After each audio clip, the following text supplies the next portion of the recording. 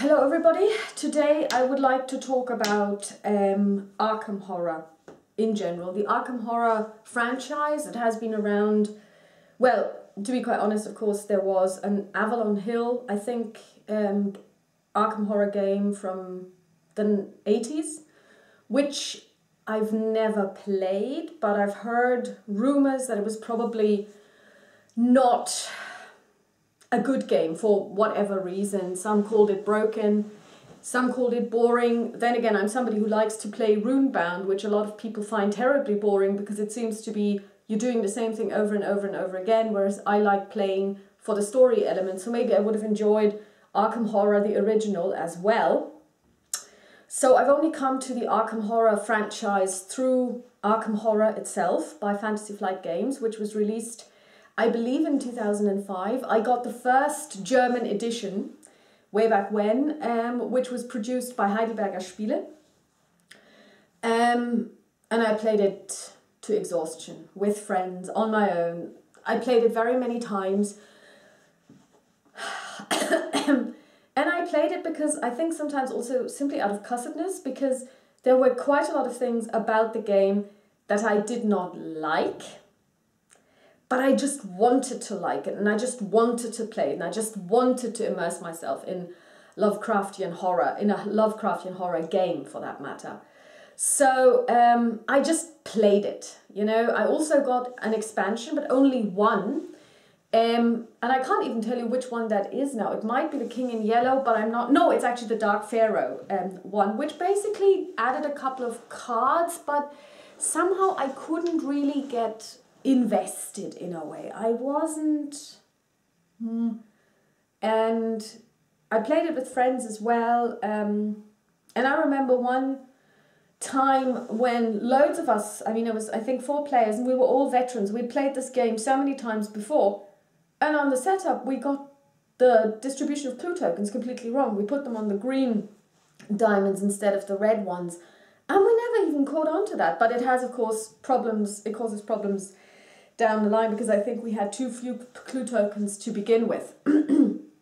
Anyway, what I find so interesting about Arkham Horror is that no matter how many times you play it, you still seem to be making mistakes all the time. It seems like the rules in and of itself need to be house ruled. I mean, I've seen so many things on the Board Game Geek in forums. Oh, I house rule this, and this is how we play it, and that's what we do, and blah blah blah blah. That sometimes I believe you could have just given us the board and cards and kind of like said, okay, well, this is how it's supposed to work on a page, on one page. Now make the game your own. Also, what was always a gripe for me was that it's a co-op game, but the one thing you can't do together is to fight monsters together. If there are 2 investigators on one space, one encounters the monster and can get slaughtered, and the other one is just standing there. So when you think of Arkham as a city, so you're standing in this, I don't know, in the police station, you're encountering a monster there, and everybody else, the other investigator standing next to you in the same police station, just goes, I don't know. I'm just going to wait over here until it's my turn. And even if you inflict wounds on a monster, they don't stay on the monster. I always thought that this was really strange and also quite annoying, but probably also because, for example, usually in an RPG, that's not the case. You have a group of people, when they're facing a monster, and each of them can contribute. And of course, if one harms the monster and another one harms the monster, then the two damage... the 2 amounts of damage are combined, and then the monster, takes damage from both. So that was one of the things, one of the major gripes I had with the game. And to me, the whole co-op thing didn't really shine that much. And I never ever played it with any of the other expansions, which I believe have added other things. I saw a really nice playthrough with all the expansions by the Late Night Gamer. Shout out to his channel. Where he uses all kinds of things. You know, for example, he takes a Bast hacked or something for one of his players, and that, you know, has results. They also have this backstory kind of thing that they work on. So it's all really, they seem to have fleshed out certain bits and pieces, maybe even try to add to this whole storytelling aspect, but I don't know enough about the other expansions to really say if that has made a huge difference or if it would make a difference to me. I haven't played it in years at this stage. I still have it. I don't think I'll ever give it away, but I'm reluctant to, you know, put it on the table. Then I moved away from this kind of game into wargaming, you know. And then earlier this year, I came across Elder Sign, which is Arkham Horror Light. It's completely dice-based in terms of you try to overcome monsters or tasks or encounters, maybe, whatever you like to call them, by rolling a certain amount of dice and trying to get a certain combination of symbols on the dice. And you have usually 6 dice, 6 green dice, but then you can also add a red and a yellow die if you have, let's say, a certain ability. I think Gloria Goldstein can actually go to another world and get 2 additional dice for free. Or if you have a spell or a weapon, so an artifact or an item that will allow you to add those dice, and then you keep rolling until you either lose or until you succeed. Very simple. It is, and I've heard this said by many people, very luck-based, and that is true. It's a complete dice game. You do get items and you can use them to good effect. You have re-rolls, you have the possibility of focusing dice. I mean, by this I mean that if a die symbol comes up that you can't use now, but you can use it on a subsequent turn when you work on a task, you can focus it if you have a spell or an artifact that allows you to do it. But every time you don't use your dice to fulfill one particular task completely, and you have to do it on one throw, you have to sacrifice 1 die and then re-roll to get into the next round, which means that you lose more and more dice as the game continues, because once you have solved a task, the dice that you've used to solve this task are gone for this particular round, so you can't get them until the next investigator tries to solve a task.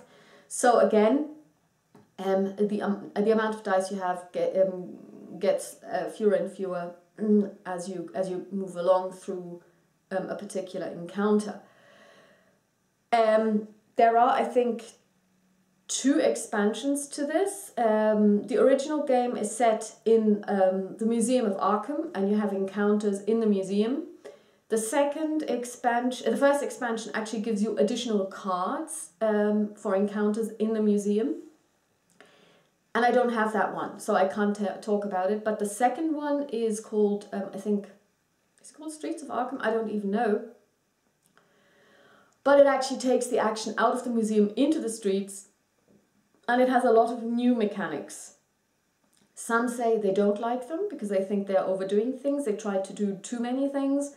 I haven't even read the rules yet, but what I can say is I have played Elder Sign, the base game, and I've played Elder Sign, some of the fan-made expansions, which are based on Elder Sign Omens, which is the Android version of the game. And I've enjoyed myself immensely. It plays under 1 hour. There is hardly any setup time, you just have to draw cards.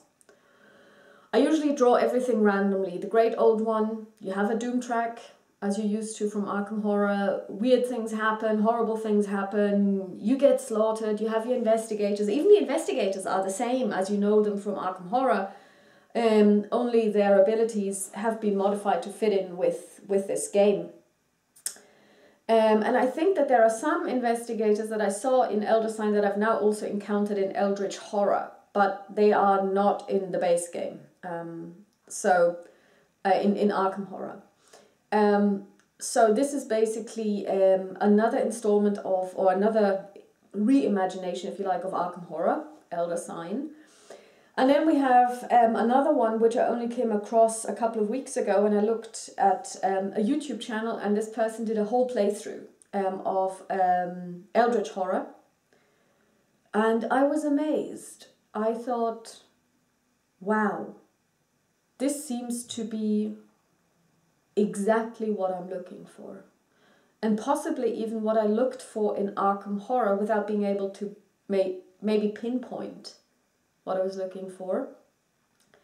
And so I watched, I think, 3 or 4 playthroughs on on YouTube. And I bought the game. I splashed out. I got the base game plus the 2 available expansions. Forsaken Lore, which is a small box expansion where you just get additional cards.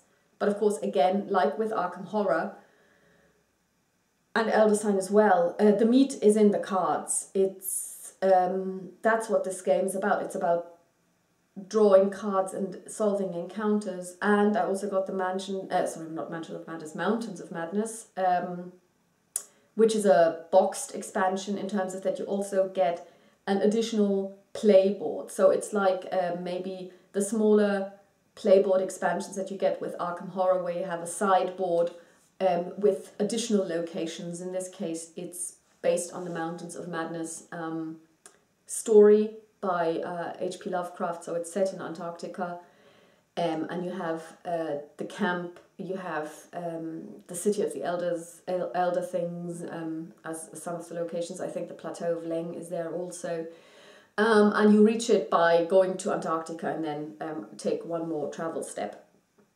I haven't played with that board yet. I'm still trying to win against Azathoth. I'm now in the middle of my 4th game. The first one I played just basically to familiarize myself with it before I started to do the first video playthrough, which I posted last week.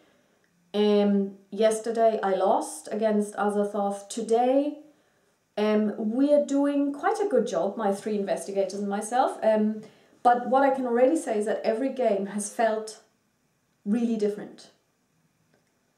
The sameness that for me creeps into Arkham Horror on your 3rd play, or even on your 2nd, has not yet crept into Eldritch Horror. Eldritch Horror, and I don't think it's because you're suddenly, instead of having to do all your encounters in one city, i.e. Arkham, you have the whole world. I don't think that makes any difference, because for all I care, you wouldn't even have to name those spaces. You just have spaces that you go to. I mean, the map is really lovely. It's a map of the world with beautiful images on it. But and of course they help, because I like the iconography of the game and the imagery of the game. But that's not it, because you could play Arkham Horror or anything on any kind of map. You just have to rename the spaces so that they correspond to the cards, so that you can identify which encounter to solve.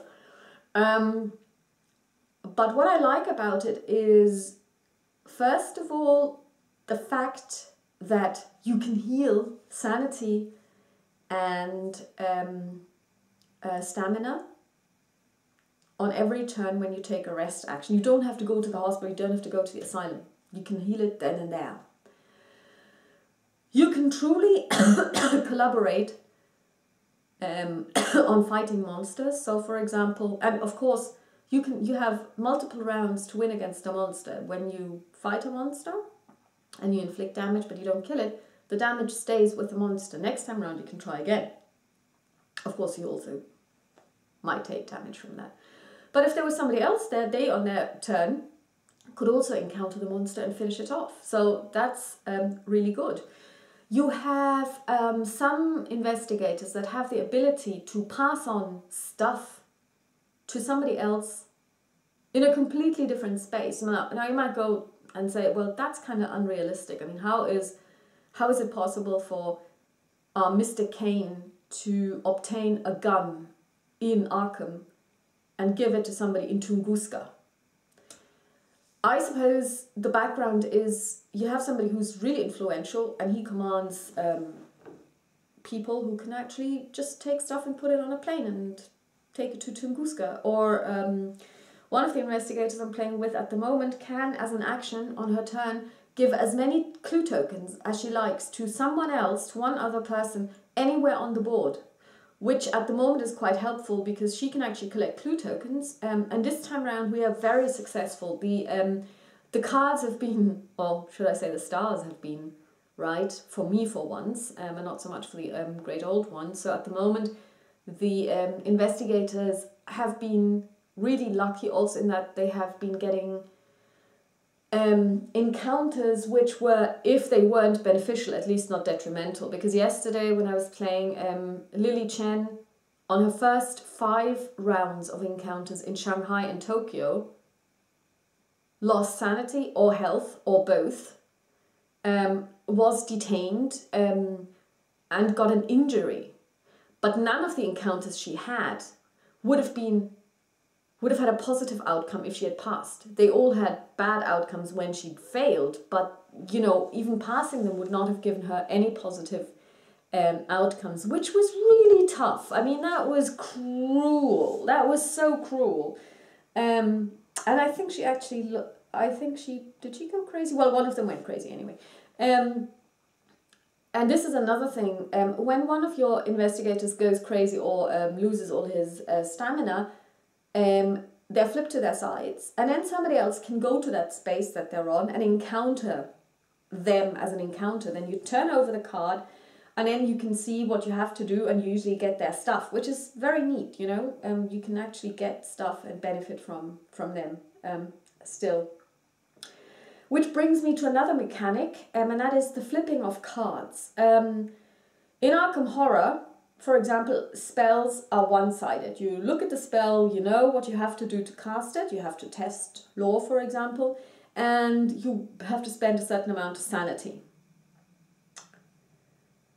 Not so in Eldritch Horror. You look at the card and you know what you have to do. You have to test, you run the test, you may be successful, and then you have to flip over, or if you're not successful, you have to flip it over as well usually, and then you realize what's going to happen to you. And I remember one of them being really successful on a test and casting a spell to help another investigator, and then when I flipped it over, they actually went insane. Because the number of successes was enough to help the investigator, but it wasn't enough to mitigate the loss of sanity. So she lost all the sanity she had left, and she was crazy. In Arkham Horror, now that would never happen, because you know from the very beginning how much sanity you're going to lose. So a lot of the time, you flip things, you flip cards, and only then do you realize what the outcome will be. And I think this is actually very thematic, because the idea behind Lovecraft is that you have people with some special abilities, but at the end of the day, they're all ordinary people. They're not really expert sorcerers. This is not D&D. So while they can cast a spell, what happens to them when they cast it may depend on how successfully they cast it, which I really like. So I remember casting a spell which was supposed to give +3 to a combat check for one investigator. I got 5 successes out of 5 dice. I turn it over and it says, on a 5+, or on a 4+, the amount of successes is, the amount of strength that this investigator gets for his combat check is 5, and you do not lose any sanity. That was brilliant. This person was so successful when they cast the spell that they also benefited, that they didn't even have to lose sanity over it. So I really like that. And each card has a couple of copies of it, and I believe, although I haven't checked because I don't want to spoil the surprise for me, that the back story on the back side is different each time. So if you have, for example, the Shrivel spell, there may be 4 copies in the deck. You don't know which one you're getting, so God knows what's going to happen. So that adds an element of uncertainty, but I like it because it's a little bit like real life. I mean, when you dabble in things that you are not really good at or that you have just come across, you don't know the outcome. It's a little bit like speculating on the stock exchange, I guess. Past performance doesn't indicate future performance. And then another thing that they have is the Mythos deck isn't an inexhaustible stack of cards. but you build it for each great old one. You have 3 different types of Mythos cards, blue, yellow and green. And I haven't checked and I haven't kept track because I don't want to do this, but I have a feeling that the yellow ones are more detrimental than the blue and green ones. There are Mythos cards which are actually positive, where you don't suffer when you play them, but when actually good things happen. And another thing that I didn't know was in the game is that you can build your Mythos deck. So each great old one has a certain way of building their deck. So you get a little chart that tells you, you know, stage 1, so many green, blue and yellow cards. Stage 2, so many green, blue and yellow cards. Stage 3 usually only has green and yellow cards. You can increase or decrease the difficulty of the game by excluding or including certain Mythos cards, because the Mythos cards themselves, some of them have a tentacle symbol. They are extremely ugh. And some of them, I think they have a different symbol, which I can't recall just now. They are less cruel. So again, there is a way you can influence the game. So if you play with a lot of new players, or if you just want to, I don't know, I guess, enjoy the story and not get crushed every single time, you can make a decision to use only a certain type of card, which I find really lovely. I mean, the idea behind it is really good, because you can adapt it. And of course you can use house rules as well. So at the moment I'm playing with 3 investigators, which leads to the same spawning mechanisms as playing with 4 investigators. So I've decided that although I have 3 investigators, I'm going to pretend I've only got 2 when it comes to spawning monsters. So instead of spawning 2, I'm going to only spawn 1 monster, because I do really want to enjoy the story. So another one of, and it's quite interesting because it seems like Mansions of Madness, although it's based on Lovecraft, isn't part of the Arkham Files, as I discovered on the Fantasy Flight Games website recently. And that's a good thing, because I was going to talk about the Arkham Files franchise, and then I realised I don't know the first thing, or not very much, about Mansions of Madness. What I do know about it is that it's actually a keeper versus player game. It's non-cooperative. I've seen a couple of playthroughs which show the game in detail, and I think I would hate to play the keeper. I tried to play the keeper once when I was playing with friends. They have Descent, 3rd edition at this stage, or whatever the latest one is, the small box set, and I played the keeper and I hated it. I'm just a bad keeper because I don't want to kill the players, so I'm not going to talk about Mansions of Madness. So, what is my take home, if you like, take away from playing these 3 games out of this series? I would say that Eldritch Horror is my most favourite one, with the detriment that it takes a long time. It can take up to 3 hours, I believe. I've got one set up, which I started this morning. I think it's about 1 o'clock at this stage. I took a break, but yeah, it's going to go on for at least 60 minutes, and I think I've already played 1.5 hours. But it is a really, really good game, which I really enjoy. Elder Sign, great. When you have 60 minutes and you don't want to set up anything, you just want to draw a couple of random cards and get into an adventure with your great old ones and your favourite investigators like Gloria Goldstein and Sister Mary and whatever else, whoever else there is. So it is really, and it plays really quickly. And I think it's also a game that you could play with people who are not into Arkham Horror and who don't know much about Lovecraft, because you can completely remove it from the theme, because it can play really fast. But if you want it can be very immersive. You can imagine a story around it. So I think it would play to both groups of players. Arkham Horror is the granddaddy or grandmummy, and it is what it is. It's Arkham Horror. It's got, I don't know how many expansions at this stage. I don't know how many thousands of cards. And it will go on. I don't know if they will add expansions to it, but I think it will always have a following because it is a good game. But I think what Fantasy Flight Games did was they listened to the community of players.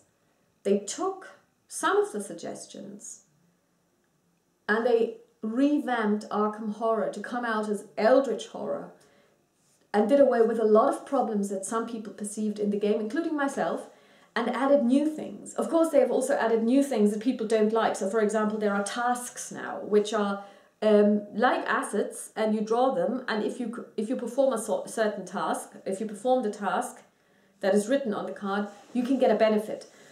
Somebody on a board game geek forum said he hates them. I've encountered 4 so far, and I liked all of them. Maybe there are really horrible tasks out there that I just haven't seen yet, and I'm lucky in that.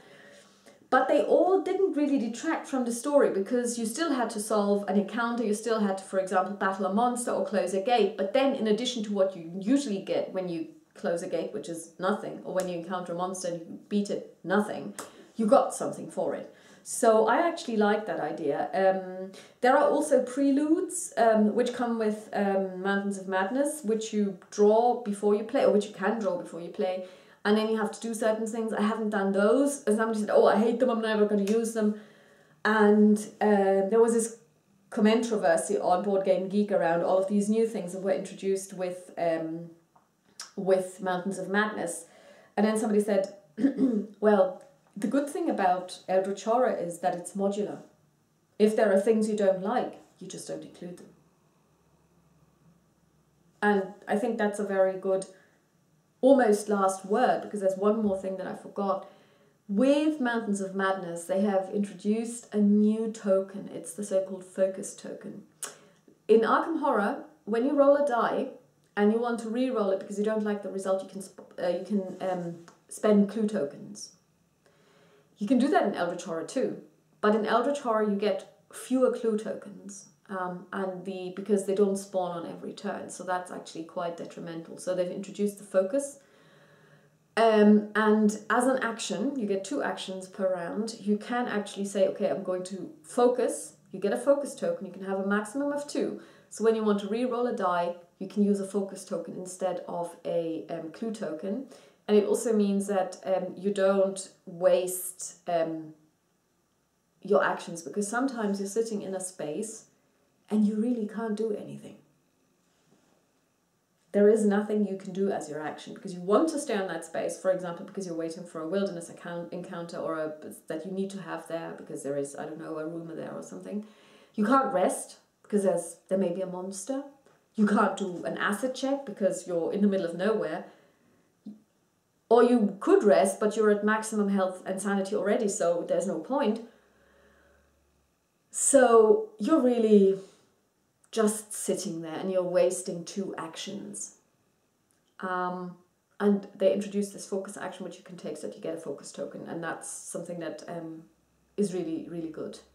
So my verdict is, I think all 3 games have an audience. For me, Eldritch Horror and Elder Sign are excellent games that I would play for different reasons, at different times of the year even. So for example, when semester starts and I have to study at the weekends, I couldn't possibly break out Eldritch Horror because I'm going to spend 16 hours a week studying in addition to my work. So setting up a game that's going to last me 3 hours is just, not gonna happen. But I could just get out a couple of dice and play Elder Sign if I wanted to play an Arkham Horror Files game. So that's all from me. Thanks very much for watching, and I can really recommend you check out Eldritch Horror. It's not really cheap, I get that.